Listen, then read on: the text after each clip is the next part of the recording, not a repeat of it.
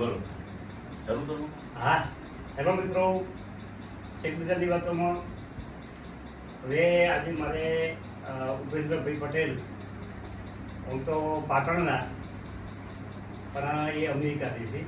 એમનો Babu America set થયેલો છે અને પોતે અમેરિકાથી ખાલી ઘેર આવ્યા અને એમને મારું સરનામું પૂરતા પૂરતા ખાલી સતત કોશિશ કરતાં કરતાં બધા ચોગા આવ્યા છે અને અમે શેખ બજારની ખૂબ વાતો કરી અને ખૂબ મોજ આવી ગઈ અને એમને પણ શેખ બજારનો ખૂબ રસ છે મિત્રો. હવે જે બજારે ઘટેલું છે એમાં સારી કંપનીઓ જે છે એમાં વધારે તો નહીં, પણ થોડા થાય તો વિશે લોકો તો 100% ફાયદો થાય. હવે કેટલાક એમના પ્રશ્નો છે એને આપણે ધીમે ધીમે જવાબ આપવાની કોશિશ કરીએ. નમસ્તે. નમસ્તે. મારે પણ તમને થોડા પ્રશ્નો પૂછવા છે, એટલે આપણા દર્શક મિત્રોને આમાંથી જાણવા મળે એટલે મેં થોડા પ્રશ્નો કર્યા છે એ તમને પૂછું. પહેલા તો દર્શકોનો તમારો ટૂંકો પરિચય આપો. દર્શકો બધા ઓળખે છે તમને.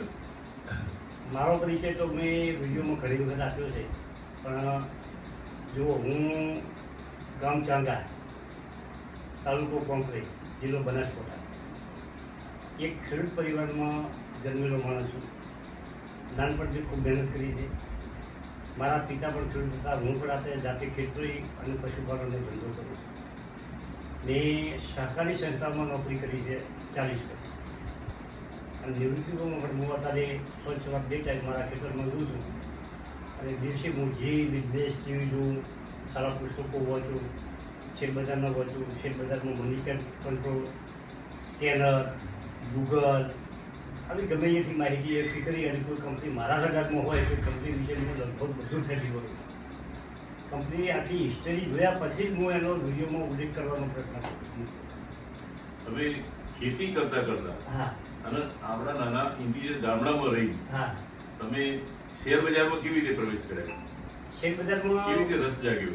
શેર બજારમાં હું જ્યારે નોકરી કરતો હતો ને ત્યારે મને મારું તો શું છે કે પહેલેથી એમ કે આપણે કંઈક કરવું છે.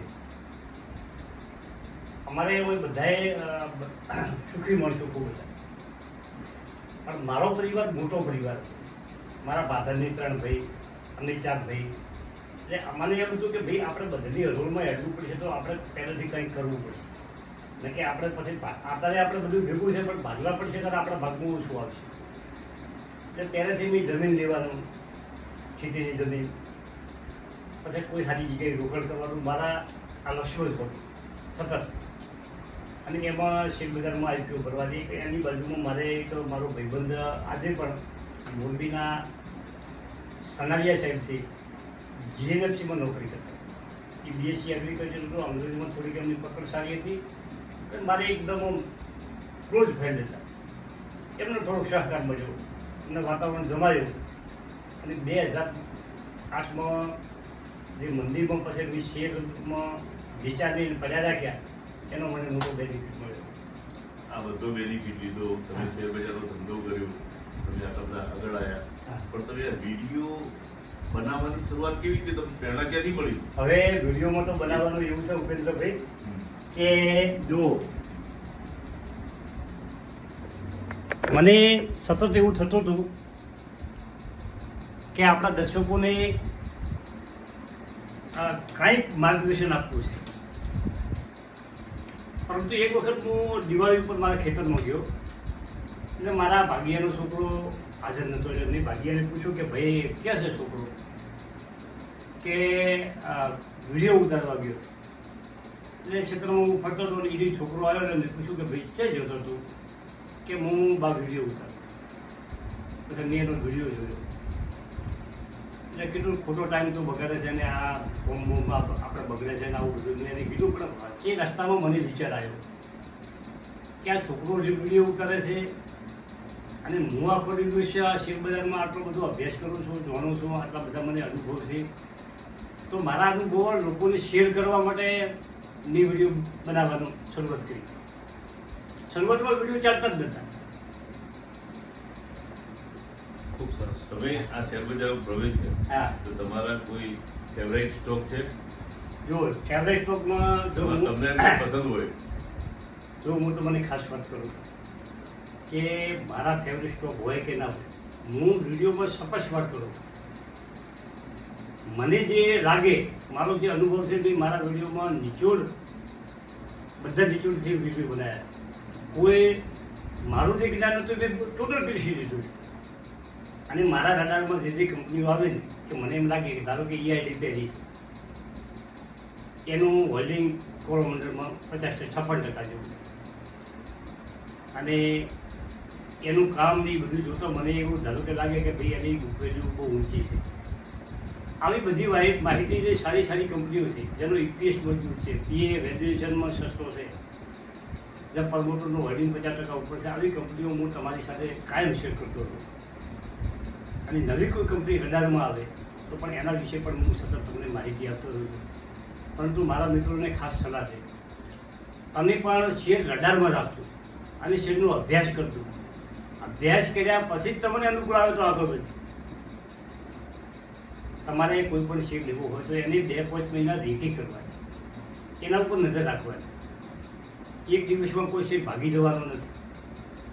વધારિયા કરીને શેર બજારમાં નહીં કૂદી પડવાનું, એનું જોતું રહેવાનું કે ભાઈ કેમ વધે છે, શું છે, વોલ્યુમ કેટલું થાય છે, લોકો ડિલિવરી કેટલી ઉઠાવે છે, ડિલિવરીમાં કેટલી વધઘટ થાય છે, આ બધું ચેક કરતું રહેવાનું. તમે ખૂબ ખૂબ સારી સલાહ આપી, હા પણ હજુ છેલ્લે મને એવું લાગે છે હા કે દર્શક મિત્રોએ શેર બજારમાં કેવી રીતે પ્રવેશવું, શું સાવધાની રાખવી, એક થોડી સલાહ.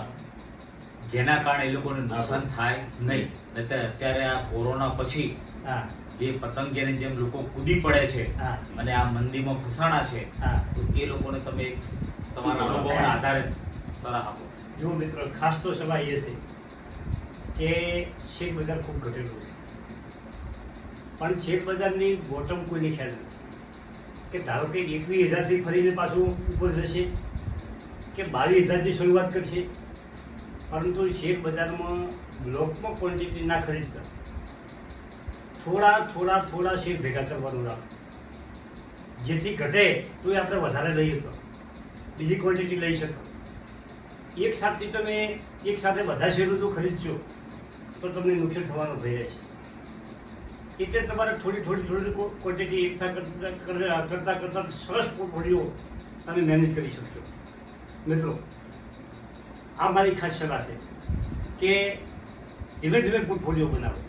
અને બીજું કે તમારે ખૂબ પૈસા શેર બજારમાં રોકવાની જરૂર નથી, પરંતુ તમારે 2 પોઈન્ટ પર પૈસાની જરૂરિયાત ન હોય એવા પૈસા જ શેર બજારમાં લો. તમારે ધારો કે 12 મહિના પછી પૈસાની જરૂર છે, 4 મહિના પછી પૈસાની જરૂર છે, તો એવા પૈસા શેર બજારમાં તમને તાત્કાલિક નફો કરાવે ને કદાચ નુકસાન નહીં કરાવે, પરંતુ તમે 5 વર્ષ, 7 વર્ષ, 10 વર્ષ આપી શકો તો તમને એ પૈસા 100% ભરપૂર નફો કરાવશે. અમારો અનુભવ. ખૂબ ખૂબ આભાર. Thank you. જો, તમે આ- અમને માર્ગદર્શન આપ્યું. આ ભાઈ છે, અમેરિકા રહે છે, ગાડી ઘેર આવ્યા છે. અને આ તો મારી બાજુમાં દીવુદરના સાહેબ, આપણું હિંમતભાઈ સુથાર. હિંમતભાઈ સુથાર આપણા દીવુદરના જ છે. અને દીવુદર તો મારે લગભગ અઠવાડિયે 10 દિવસે જવાનું હોય. અમારે એ બાજુના જે ગોમડા હગાવાળા છે અમે દીવુદર થઈને પસાર થતા હોય. અને હવે તો મારે હિંમતભાઈને ખૂબ મળવાનું થશે. અને પાટણે મારે ડાયાબિટીસને હું મહિને ચેક કરાવવા છું.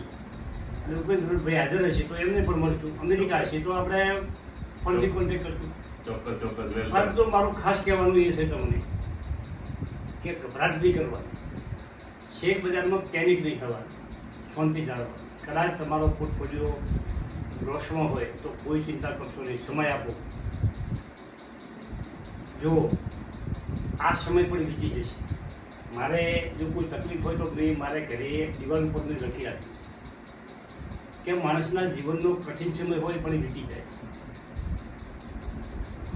એટલે આપણે કદાચ પોર્ટફોલિયો 20% કે 25% નીચે ચાલતો હોય, આપણે ઊંચામાં લેવાઈ ગયા હોય, 26,000 બજાર ચાલતું હોય, કોઈ લઈ લીધા હોય, કોઈ ગભરાવાનું નહીં. સમય 2 વર્ષ આપજો તો તમારો પોર્ટફોલિયો 100% પ્રોફિટમાં હશે. એ 100% વાત છે. અને જો મિત્રો ભારતની ઇકોનોમી મજબૂત છે, ભારતની બજારમાં રોકાણ કરવું કોઈ ગભરાટ વગર રોકાણ કરી શકાય એવી પોઝિશન છે. આપણા દેશનો એટલો બધો વિકાસ છે, ભલે અમેરિકાવાળા મારી બાજુમાં બેઠા, આપણે આપણા દેશને રોકાણ કરવાનું. અને હું બોલીશ છું કે 100% ભારતના ઉદ્યોગો કરી બતાવશે.